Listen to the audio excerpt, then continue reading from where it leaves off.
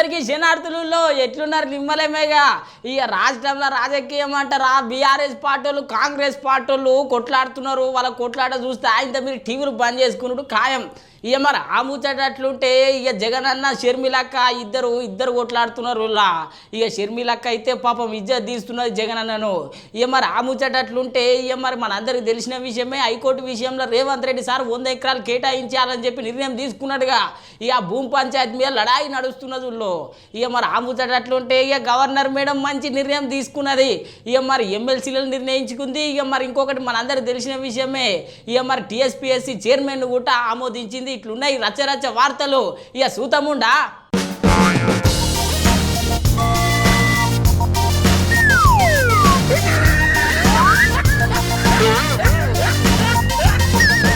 అరే రే ఈ బీఆర్ఎస్ పార్టీలకు కాంగ్రెస్ పార్టీలకు ఖతర్నాక్ లడాయి నడుస్తున్నదిలా ఇక కేటీఆర్ సార్ అయితే ఇక వీడియోలు చూపించుకుంటే మరీ తిడుతున్నాడు ఈ కాంగ్రెస్ పార్టీలని ఇక మరి కాంగ్రెస్ పార్టీలు ఏమన్నా తక్కువనా వీళ్ళు కూడా బందోబస్తు అరుచుకుంటున్నారు ప్రజలు పరిచయం అవుతున్నారు ఎందుకత గితగడం కొట్లాడుతున్నారు మన కోసమేనా అని చెప్పి ఇక మరి ఏమేమి తిట్టుకున్నారు ఏమేమి సంగతి ఎలా సూతముండా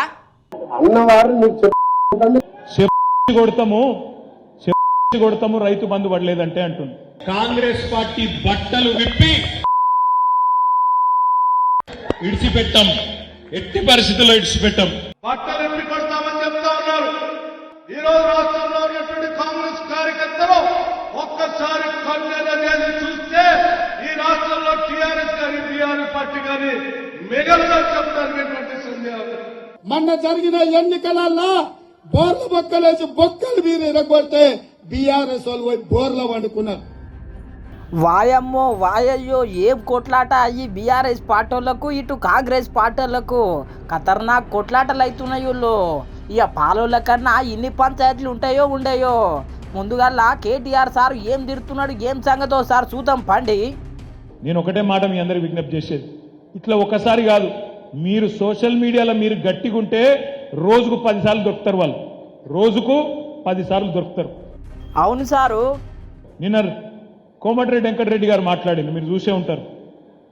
రైతు బంధు పడలేదు అని ఎవడన్నంటే చెప్పు తీసి కొడతా అంటుంది. రైతు బంధు పడలేదు అని ఎవరన్నంటే చెప్పు తీసి కొడతా ఇది మన గౌరవ మంత్రివర్యులు కోమటిరెడ్డి వెంకటరెడ్డి గారి మాట. తెలియదు సారు జర చూపియండ్రి సరే పెట్టవా అన్నవారు నీకు ఇవాళ రైతు బంధు ఎత్తరాడు రేవంత్ రెడ్డి ఇవాళ రేవంత్ రెడ్డి గారు ఏమంటారు మళ్ళా మాట అంటే ఆయననేమో కాంగ్రెస్ మంత్రి ఈయననేమో కాంగ్రెస్ ప్రచార కమిటీ అధ్యక్షుడు మల్లన్న ఇద్దరు కూడా ఏమంటారు కొడతాము రైతు బంధు పడలేదంటే అంటుంది. ఇవాళ నేను రాష్ట్రంలో ఉన్న 70 లక్షల మంది రైతులను అడుగుతున్నా ఎవరెవరికైతే రైతు బంధు పడలేదో వాళ్ళని ఆలోచించమని అడుగుతున్నా. వీళ్ళని చెప్పుతోని కొట్టాలి రైతు బంధు ఏనోళ్ళను ఆలోచించమని అడుగుతున్నా. కొడతారా ఓటుతో కొడతారా మీ ఇష్టం. కొడతారా ఓటుతో కొడతారా ఈ ప్రభుత్వాన్ని మీ ఇష్టం. కేసీఆర్ ఉన్నప్పుడు వారం రోజులు వేసిండెట్లా వీళ్ళకు 2-3 నెలలైనా ఎందుకు వేయలేదు ఆలోచించమని చెప్పి నేను కోరుతున్నా. అమ్మర బిడ్డ ఇన్నర్ గదుల్లో కేటీఆర్ సార్ మాటలు ఇంతేకాదు ఇటు రేవంత్ రెడ్డి సార్ను అటు రాహుల్ గాంధీ సార్ను కూడా గట్టిగానే అరుచుకున్నాడు. భారతీయ జనతా పార్టీ ఎప్పుడు ఒక మాట చెప్తుంది డబుల్ ఇంజన్ సర్కార్ అని. డబుల్ ఇంజన్ సర్కార్ యొక్క అర్థం ఈడున్న మిత్రులకు తెలిసే తెలియదు నాకు తెలియదు కానీ నేను చెప్పదలుచుకున్నా. డబుల్ ఇంజన్ का मतलब अदानी प्रधानी एक इंजन अदानी दूसरे इंजन प्रधानी एक इंजन अदानी दूसरे इंजन प्रधानी तीसरे इंजन రేవంత్ రెడ్డి. ఇక్కడనేమో వీళ్ళ నాయకుడేమో పొల్లు తిరుగుతాడు అదాని. రేవంత్ రెడ్డి గారేమో స్విట్జర్లాండ్ పోయి అదాని మీద వాడి కౌగిలించుకొని అలై చేసుకొని అక్కడ చలి కొద్దిగా ఎక్కువ ఉంటుంది కౌగిలించుకొని అక్కడనేమో ఒప్పందం చేసుకుంటారు. ఎవరితోనున్నారు ఎవడు ఎవని బీ టీము నేను అడుగుతా ఉన్నా ఈరోజు. ఇంతేకాదుల్లో ఇంకా చాలా అరుచుకున్నాడు. ఒక దిక్కు వీడియోలు చూపించుడు ఇంకో దిక్కు అరుచుకున్నాడు. ఇగో గీతీర్లు అయితే ఎప్పుడు అరుచుకోలే కేటీఆర్ సారు. ఇగో అది 420 హామీలు కాంగ్రెస్ పార్టీ ఇచ్చిన హామీలు. మనం యాద్ చేసుకోవాల్సింది ఒకటే ఈ ఏడ్చుకుంటా తుడుచుకుంటా గెలిచిన ఎమ్మెల్యేలు మానకొండూరులో చొప్పదండిలో ఎమ్లాడలో హుస్నాబాద్ లో గెలిచిన వాళ్ళు ఈ 420 హామీలు నిలబెట్టకపోతే కాంగ్రెస్ పార్టీ బట్టలు విప్పి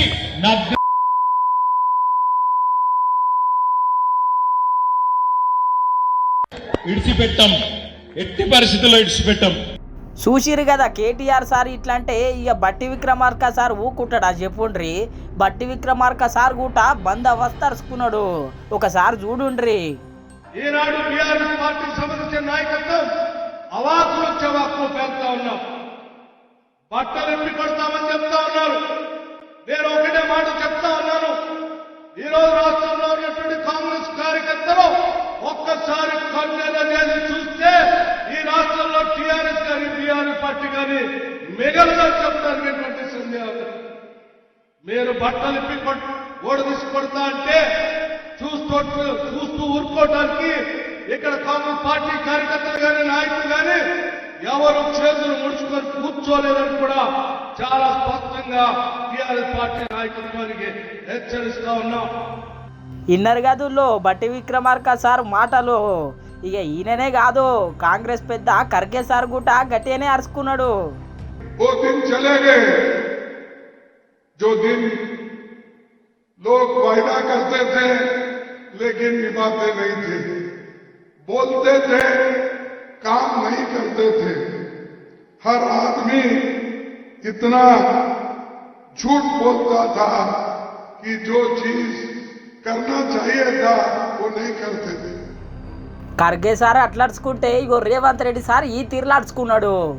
ఇవాళ మన యుద్ధం దేశంలో మోడీతోనైతే సందట్ల సడమియాలాక బిల్లా రంగాలు ఇవాళ ఊరూరు తిరుగుతున్నారు. 10 ఏళ్లు మేము అధికారంలో ఉన్నాం, మిమ్మల్ని దోసుకున్నాం, మిమ్మల్ని అవమానించినాం, మమ్మల్ని మన్నించండి అని 100 ఎలుకలు తిన్న పిల్లంట తీర్థయాత్రలు పోయిందంట, అయ్యా నా తప్పైంది మన్నించండి అని. ఇవాళ బిల్లా రంగాలు చార్లే శోభరాజు ఇంట్లో వండుకుంటే ఉతగ వండుకోలే బీఆర్ఎస్. మొన్న జరిగిన ఎన్నికలల్లా బోర్ల బొక్కలేసి బొక్కలు మీరు ఇరగొడితే బీఆర్ఎస్ వాళ్ళు పోయి బోర్ల వండుకున్నారు. ఇవాళ ఓడిపోయి సిగ్గు లేకుండా మళ్లీ వీధుల్లోకి వచ్చి కాంగ్రెస్ పార్టీ ఇచ్చిన హామీలు అమలు చేయలేదని అంటారు. చూసిరు గదుల్లో కాంగ్రెస్ పార్టీకి బీఆర్ఎస్ పార్టీకి లొల్లి. ఇక చూడాలి మరి పార్లమెంట్ ఎలక్షన్స్ లల్లా ఎవరు గెలుస్తారో మళ్ళీ.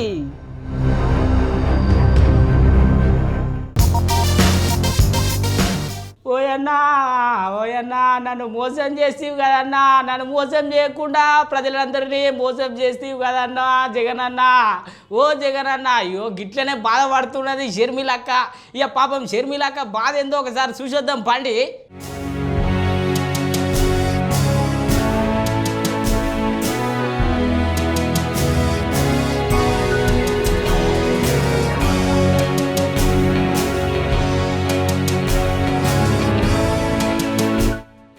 జగనన్న షర్మిలక్క కథ బొమ్మరిల్లు సినిమా లెక్కనే ఉన్నదుల్లో.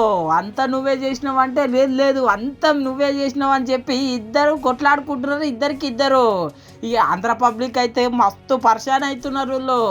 ఇక జగనన్న అయితే రాష్ట్రాన్ని విభజించింది కాంగ్రెస్ పార్టీ, ఇప్పుడు రా కుటుంబాన్ని కూడా విభజిస్తుంది కాంగ్రెస్ పార్టీ అని చెప్పుకొస్తున్నాడు.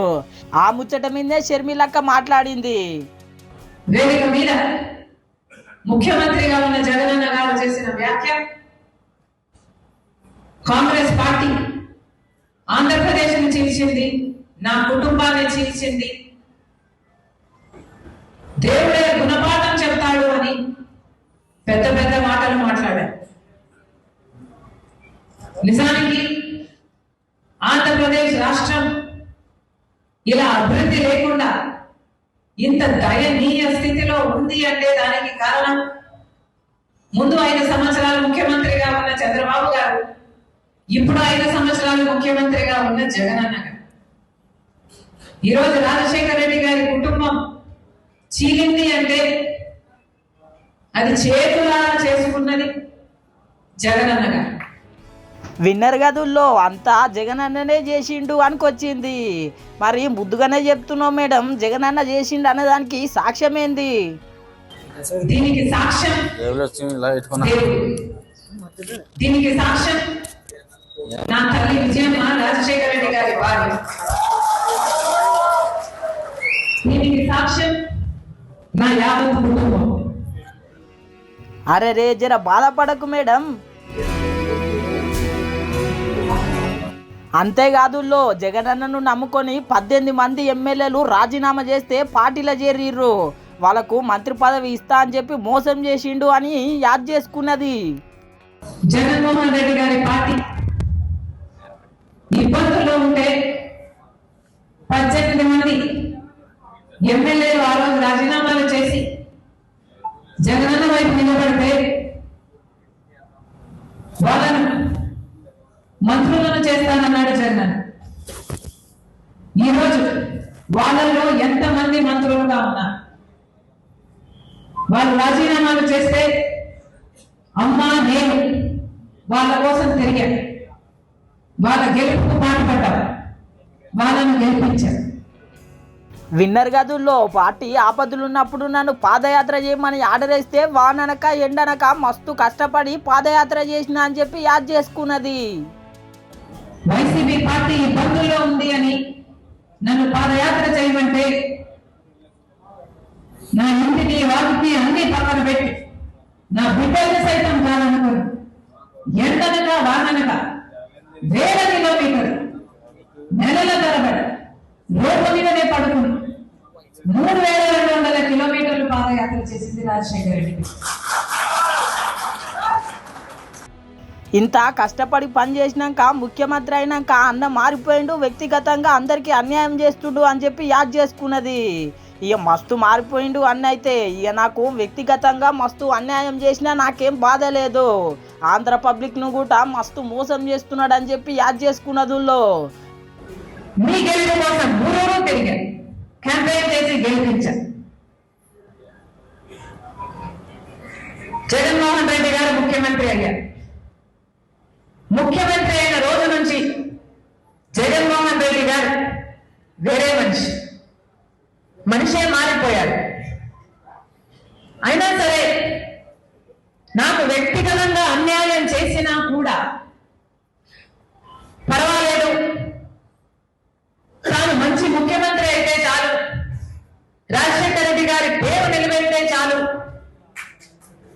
రాజశేఖర రెడ్డి గారి ఆశయాలను నిలబెడితే చాలు, ఆయన జోలికి వెళ్ళకూడదు అని, ఆయన నిజంగానే ప్రజలకు మేలు చేస్తాడు అని ఆశించారు. అంతేకాదు రాజన్న పేరు కూడా చక్కగా నిలబెడతలేడు, రాజన్న ఆశయాలను కరెక్ట్ ఫాలో అయితలేడు, ఇక నేనే కరెక్ట్ నిలబడతా కొట్లాడతా అనుకొచ్చింది. The largest secular party in the country is the Congress party. ఈ పార్టీ అయితేనే మన దేశానికి మంచిదని రాజశేఖర రెడ్డి గారు నమ్మారు. ఆయన చివరి కోరిక ఆఖరి కోరిక ఎన్నిసార్లు చెప్పుంటాడో నాతో, పాప రాహుల్ గాంధీ గారిని ప్రధానమంత్రిని చేసుకోవాలి అని. వాళ్ళు రాజశేఖర రెడ్డి గారిని ఎంత గౌరవిస్తున్నారో నాకు అర్థమైన తర్వాత, నేను వీళ్ళతో కలిసి పనిచేయడానికి నాకు అభ్యంతరం లేదు అని నిర్ణయించుకున్న తర్వాత, మణిపూర్ ఘటన గురించి నేను ఆలోచన చేసిన తర్వాత, నాకు నేనుగా చాలా కాన్షియస్గా తీసుకున్న నిర్ణయం కాంగ్రెస్ పార్టీలో చేరాలి, రాహుల్ గాంధీని ప్రధానమంత్రిని చేసుకోవాలి. అప్పుడే మన రాష్ట్రమే కాదు దేశం మొత్తం బాగుండాలి అంటే ఒక సెక్యులర్ పార్టీ అధికారంలో ఉండాలి తప్ప ఒక రైటిస్ట్ పార్టీ ఉండకూడదు అనే రాజశేఖర రెడ్డి బిడ్డ ఈ నిర్ణయం తీసుకుంది. ఇన్నర్ గదుల్లో ఇక రాజకీయం అంటే ఇంతే మరి, కొన్ని బంధాలను తెంచుతుంది, కొన్ని బంధాలను కలుపుతుంది. ఇక చూడాలి మరి రాను రాను వీళ్ళిద్దరి కొట్లాట ఏడు దాకా పోతుందో ఏమో.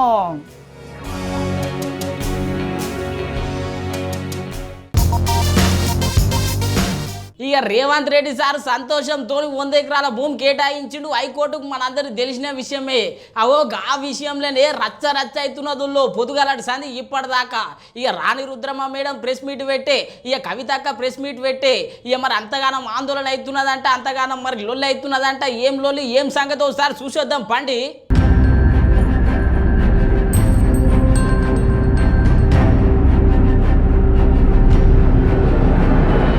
ఆ నడుమ ముఖ్యమంత్రి రేవంత్ రెడ్డి సారు తెలంగాణ హైకోర్టు నిర్మాణానికి ప్రొఫెసర్ జయశంకర్ సార్ యూనివర్సిటీకి సంబంధించిన 100 ఎకరాల భూమిని కేటాయించాలని నిర్ణయం తీసుకున్న సంగతి మనకెరికే కదా. అప్పటి సంది ఇప్పటిదాకా విద్యార్థులు ధర్నా చేస్తూనే ఉన్నారు. ఇక మరి యూనివర్సిటీకి సంబంధించిన భూమి యూనివర్సిటీకే ఉండాలి, హైకోర్టు నిర్మాణానికి వేరే భూమిని కేటాయించాలని చెప్పి విద్యార్థులు డిమాండ్ చేస్తూ ధర్నాకు కూర్చున్నారు. అయితే చాలా మంది ప్రతిపక్ష నేతలు కూడా మస్తు మద్దతు ఇచ్చిర్రు వీళ్ళకు. నిన్న ఏపీవీపీ ఆధ్వర్యంలో ధర్నా చేసిర్రు. అయితే పోలీసులు అరెస్ట్ చేస్తుంటే ఓ మహిళా నాయకురాలు ఉరికింది. ఇక ఇంకేమున్నా చెప్పుండ్రి, పోలీసులు ఎంబడి వారి పట్టుకున్నారు. కాకపోతే సినిమా స్టైల్ అనే స్కూటీ మీద పోయికుంటా ఆమె జుట్టు పట్టి లాగేసరికి కింద పడ్డది పాపం మహిళా నాయకురాలు. ఇక ఆ అంశం మీదనే రాణి రుద్రమ మేడం అయితే ప్రెస్ మీట్ పెట్టి మస్తు గరమైందుల్లో. రాజేంద్ర నగర్ యూనివర్సిటీలో, వ్యవసాయ యూనివర్సిటీలో జరిగినటువంటి ఒక ఘటన అయితే చాలా అమానవీయమైనటువంటి ఘటన. జయశంకర్ సార్ విగ్రహం ముంగట కూర్చొని ఆందోళన చేస్తున్నటువంటి విద్యార్థులను అరెస్టులు చేసి చెల్లా చెదరు చేసి పాపం ఆ అమ్మాయి తప్పించుకొని పోతుంది. అరెస్టు చేస్తుంటే తప్పించుకొని నడుస్తూ రోడ్డు మించి పోతుంటే కూడా వెహికల్ మీద వచ్చి పోలీసులు జుట్టు పట్టుకొని మరీ కింద పడి లాక్డౌన్ తీసుకొని పోవటం అనేటువంటిది ఇవాళ ఎంత అరాచకము, ఎంత అప్రజాస్వామ్యము. మరి పోలీసులకు ఏమన్నా కాంగ్రెస్ పార్టీ ప్రభుత్వము ఇట్లనే విద్యార్థులపైన దాడులు చేయమని చెప్పి వాళ్ళకేమన్నా హక్కులు ఇచ్చిందా? ఇవాళ భారతీయ జనతా పార్టీగా మేము అడుగుతున్నాం. ఇన్నారు కదా మేడం ఎట్లా గరమైందో. తెలంగాణ మహిళల మీద దాడులు జరుగుతున్నాయి, ఎవరు పట్టించుకుంటలేరు, దేశంలో మనం 3వ స్థానంలో ఉన్నాం అనుకొచ్చింది. తెలంగాణ రాష్ట్రంలో గత 10 సంవత్సరాలుగా క్రైమ్ రేట్ పెరిగింది. తెలంగాణ రాష్ట్రంలో మహిళల పైన జరుగుతున్నటువంటి క్రైమ్ రేట్లో మొత్తం భారతదేశంలో తెలంగాణ రాష్ట్రం 3వ స్థానంలో ఉన్నది. మొత్తం దక్షిణ భారతదేశంలో తెలంగాణ రాష్ట్రం 1వ స్థానంలో ఉన్నది. 2022తో పోలిస్తే 2023కు వచ్చేసరికి 12% మహిళల పైన క్రైమ్ రేట్ పెరిగింది. ఇవాళ కొత్తగా వచ్చినటువంటి మీ ప్రభుత్వం దాన్ని తక్కువ చేయాలి, దాన్ని తక్కువ చేసే దిశగా చర్యలు తీసుకోవాలి.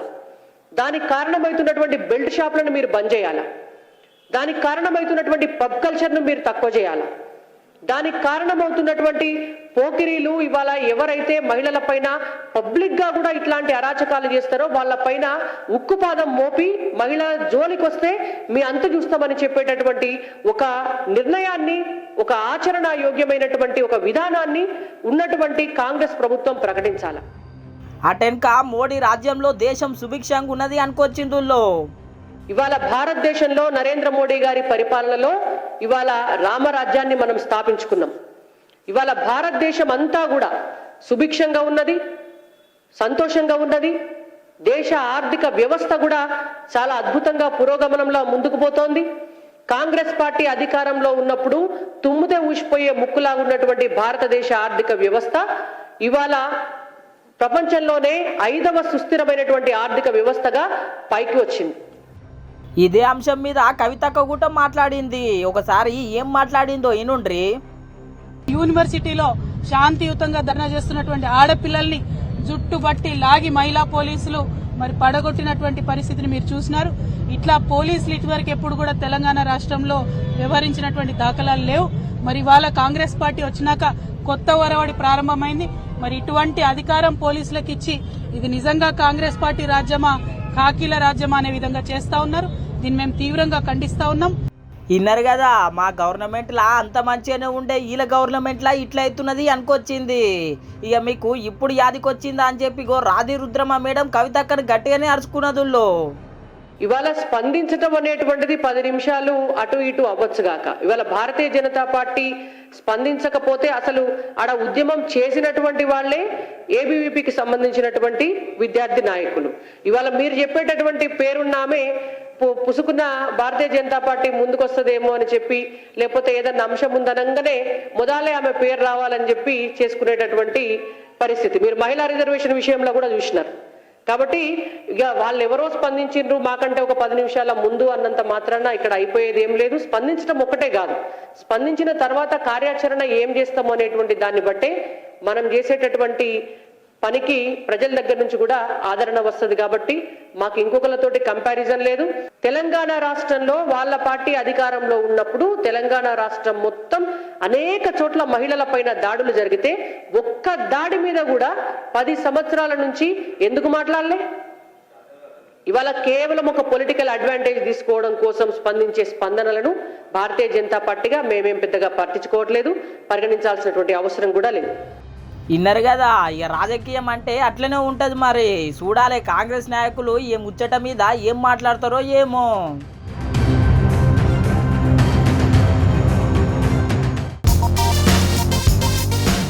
వా గవర్నర్ మేడమా మజాకా ఇక ఉన్నట్టుండి ఒకటే రోజులు అన్ని పంచాయతీలు తెంపుకున్నది గవర్నర్ మేడము. ఇక టీఎస్పీఎస్సీ చైర్మన్ను ఖరారు చేసింది. ఇక గవర్నర్ కోటలో 2 ఎమ్మెల్సీలను ఖరారు చేసింది. ఇక మరి ఎవరెవరికి ఇచ్చింది, ఎవరెవరు వాళ్ళు, ఏం చరిత్ర ఉన్నది, ఏం సంగతి ఒకసారి చూద్దాముండా.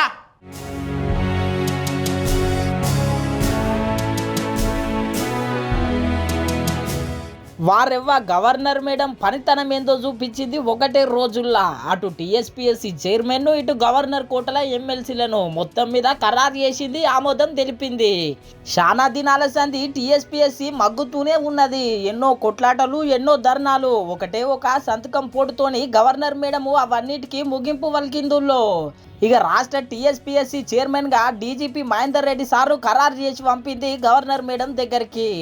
ఇక మేడం ఏమాత్రం ఆలస్యం చేయకుండా ఎంబడే ఆమోదం తెలిపింది. ఇంకేమున్నది చెప్పుండ్రి, నిరుద్యోగులైతే మస్తు సంతోషపడుతున్నారు. గతం లెక్క పేపర్ లీకులు ఉండకుండా మంచిగా పరీక్షలు పెడతారని మస్తు సంతోషపడుతున్నారు. ఈ ముచ్చట ఇట్లుంటే గవర్నర్ మేడం గవర్నర్ కోటల ఎన్ని ఎమ్మెల్సీలు ఉంటే అన్ని ఎమ్మెల్సీలకు మొత్తం మీద అభ్యర్థులను ఖరారు చేసిందుల్లో. ఇక రాష్ట్ర ప్రభుత్వం మొత్తం మీద ఎమ్మెల్సీ కోదండరాం సార్ను ఖరారు చేస్తే ఇక ఎంబడే ఆమోదం తెలిపింది. ఎందుకంటే కోదండరాం సారు తెలంగాణ అభివృద్ధి కోసం, తెలంగాణ రాష్ట్ర పేదల కోసం ఇక కేసీఆర్కు అడ్డంగా కొట్లాడిన సంగతి మనందరికి తెలిసిన విషయమే. ఇక కాంగ్రెస్ పార్టీకి కూడా బాగానే మద్దతు తెలిపిండు. అందుకోసమే ప్రొఫెసర్ కోదండరాం సార్ పేరును గవర్నర్ మేడంకు పంపిర్రు. ఇక పంపంగానే ఇంకేముంటా చెప్పుండ్రి, నిరుద్యోగుల కోసం కొట్లాడిండు, తెలంగాణ ఉద్యమం కోసం కొట్లాడిండు. ఇక మంచి మనిషి అని చెప్పి ఎంబడే ఆమోదం తెలిపిందుల్లో గవర్నర్ మేడము. కోదండరాం సార్ ఒక్కరినే కాదుల్లో, సియాసత్ అనే దినపత్రిక ఎడిటరు అమీర్ అలీ ఖాన్ సార్ కూడా ఎమ్మెల్సీ కోటల ఆమోదం తెలిపింది గవర్నర్ మేడము. గత ప్రభుత్వంలో ఎమ్మెల్సీ విషయంలో బీఆర్ఎస్ పార్టీలకు గవర్నర్ మేడంకు మస్తు లొల్లైందుల్లో. ఇక రాజకీయ నాయకులకు నేను ఇయ్యనే మంచి పనులు చేయాలి, ప్రజల్లో నిలవాలి, వాళ్ళకే ఇస్తా అని చెప్పి గవర్నర్ మేడము. అట్లనే ఇప్పుడు కూడా వీళ్ళిద్దరికి ఇచ్చింది. ఇక మొత్తం మీద అయితే గవర్నర్ మేడం అన్నట్టే చేసింది పో.